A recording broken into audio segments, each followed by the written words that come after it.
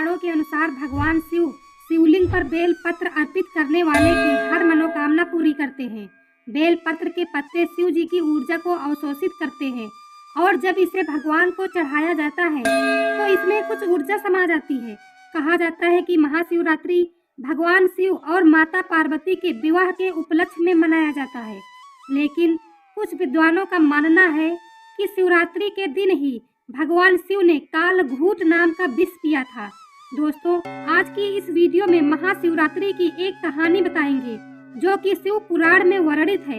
ये भगवान शिव जी की कहानी बहुत ही इंटरेस्टिंग है, इसलिए वीडियो को लास्ट तक बिना स्किप किए हुए जरूर देखना। लेकिन वीडियो में आगे बढ़ने से पहले अगर आप भगवान शिव के सच्चे भक्त हैं तो भगवान शिव की इस वीडियो को एक लाइक जरूर करना और चैनल को सब्सक्राइब करके बेल आइकन को प्रेस कर देना और कमेंट बॉक्स में ओम नमः शिवाय जरूर लिखिएगा।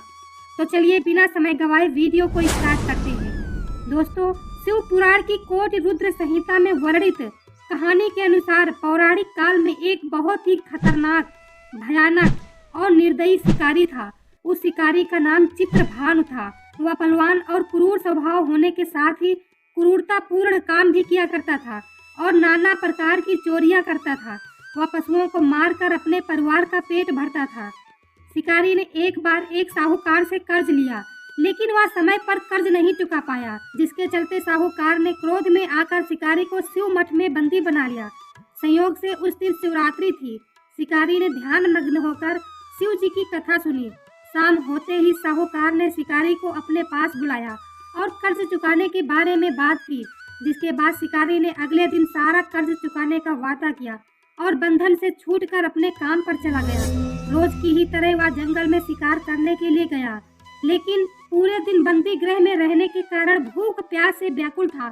शिकार करने के लिए वह एक तालाब के किनारे एक बेल के वृक्ष पर छिपकर बैठ गया। उस बेल के पेड़ के नीचे एक शिवलिंग था जो सूखे हुए बेल पत्रों से ढका हुआ था। शिकारी को उसके बारे में कुछ भी पता नहीं था कि वृक्ष के नीचे शिवलिंग है और एक एक बेल पत्र को तोड़ तोड़ कर नीचे डालने लगा ताकि कोई जानवर आए और वह शिकार कर सके, लेकिन उसकी तोड़ी हुई बेल पत्र शिवलिंग पर जाकर गिरने लगी। इस प्रकार पूरे दिन भूखे प्यासे रहने से उसका व्रत भी हो गया और शिवलिंग पर बेल पत्र भी चढ़ गए। रात्रि का एक पहर बीतते ही गर्भवती मृगी तालाब के पास पहुंची। तब शिकारी ने उसे देख तीर पर जैसे ही प्रत्यंचा खींची तो मृगी शिकारी से बोली, हे शिकारी भाई, मैं गर्भवती हूँ। जल्दी ही मैं एक मृग को जन्म दूंगी। तुम एक साथ दो जीवों की हत्या करोगे तो ठीक नहीं होगा। मैं अपने बच्चे को जन्म देते ही तुम्हारे पास आ जाऊंगी, तब तुम मुझे मार देना। यह सुनकर शिकारी ने प्रत्यंचा ढीली कर दी और शिकारी को मृगी पर दया आ गई और उस मृगी को जाने दिया। तब मृगी झाड़ियों में चली गई। प्रत्यंचा ढीली करते ही कुछ बेलपत्र अनायास ही टूटकर शिवलिंग पर गिर गए। इस तरह अनजाने में शिकारी के पहले पहर का पूजन हो गया। कुछ देर बाद शिकारी को एक और हिरणी दिखी।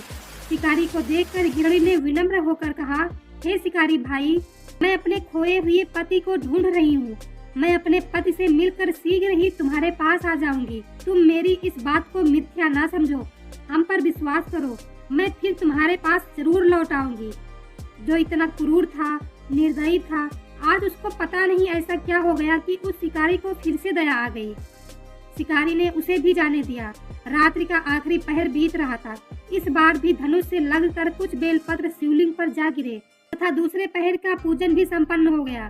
तभी एक अन्य मृगी अपने बच्चों के साथ उधर से निकली। उस मृगी को देखकर शिकारी बहुत ही खुश हुआ।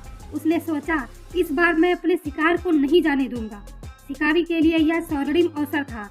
उसने धनुष पर तीर चढ़ाने में देर न लगाई। तभी मृगी बोली, हे मनुष्य, मैं इन बच्चों को इनके पिता के हवाले करके लौट आऊंगी। इस समय मुझे मत मारो। शिकारी हंसा और बोला, सामने आए शिकार को छोड़ दूं? मैं ऐसा मूर्ख नहीं।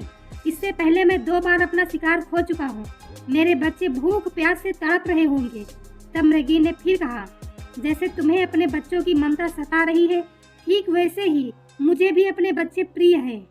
तो हे मनुष्य, मेरा विश्वास करो, मैं आपको धोखा नहीं दूंगी। मैंने जो भी आज तक कहा है उसे मैं करती आई हूँ। मैं इन्हें इनके पिता के पास छोड़कर तुरंत लौटने की प्रतिज्ञा करती हूँ। ऐसा सुनकर उस शिकारी ने कुछ देर सोचकर उसने उस मृगी को भी जाने दिया। शिकार के अभाव में बेल वृक्ष पर बैठा शिकारी झल्ला कर बेल पत्र तोड़ तोड़ कर नीचे फेंकता जा रहा था।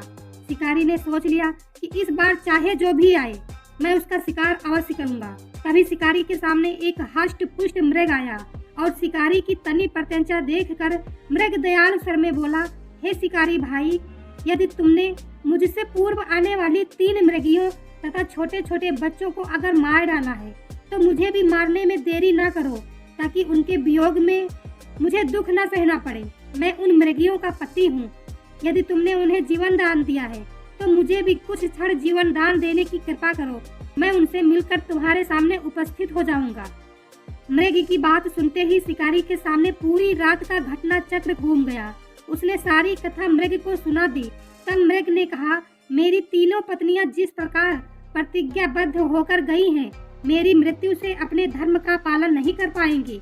अतः जैसे तुमने उन्हें विश्वास पात्र मानकर छोड़ा है, वैसे ही मुझे भी जाने दो। मैं उन सबके साथ तुम्हारे सामने शीघ्र ही उपस्थित होता हूँ। शिकारी ने उसे भी जाने दिया। इस तरह सुबह हो गई। शिकारी का उपवास, रात्रि जागरण और शिवलिंग पर बेल पत्र चढ़ाने से अनजान में ही शिवरात्रि की पूजा पूर्ण हो गई, जिससे उसका हृदय धीरे धीरे परिवर्तित होने लगा। लेकिन उसको इस बात का बिल्कुल भी पता नहीं था कि उसके साथ हो क्या रहा है। अनजाने में हुई पूजा का परिणाम उसे तत्काल मिला। थोड़ी देर बाद हिरण और उसका पूरा परिवार शिकारी के सामने आ गया। उन सभी को देखकर शिकारी आश्चर्यचकित हो गया और उसने मन ही मन सोचा कि हम मनुष्यों से तो भले ये जानवर हैं जो अपनी कही हुई बात पर अडिग हैं। हम एक ऐसे इंसान हैं जो शिकार करके जीवन व्यतीत करते हैं। शिकारी को अपने ऊपर बहुत ही आत्मग्लानि हुई और उसने हिरण के पूरे परिवार को जीवन दान दे दिया। इससे भगवान शिव प्रसन्न हो गए और प्रकट होकर साक्षात उसको दर्शन दिए, उसको सुख समृद्धि का वरदान दिया तथा शिकारी का परिवार सुखपूर्वक जीवन व्यतीत करने लगा। अनजाने में शिवरात्रि व्रत का पालन करने पर भी शिकारी को मोक्ष की प्राप्ति हुई। दोस्तों, आशा करते हैं कि आपको यह शिव जी की कहानी अवश्य पसंद आई होगी। इसीलिए भगवान शिव जी की इस वीडियो को एक लाइक जरूर करना और चैनल को सब्सक्राइब करके बेल आइकन को प्रेस कर देना और कमेंट बॉक्स में ओम नमः शिवाय जरूर लिखिएगा तथा इस कहानी को शेयर करिए। ऐसी ही वीडियो देखने के लिए हमारे अकाउंट को फॉलो कर लीजिए। धन्यवाद।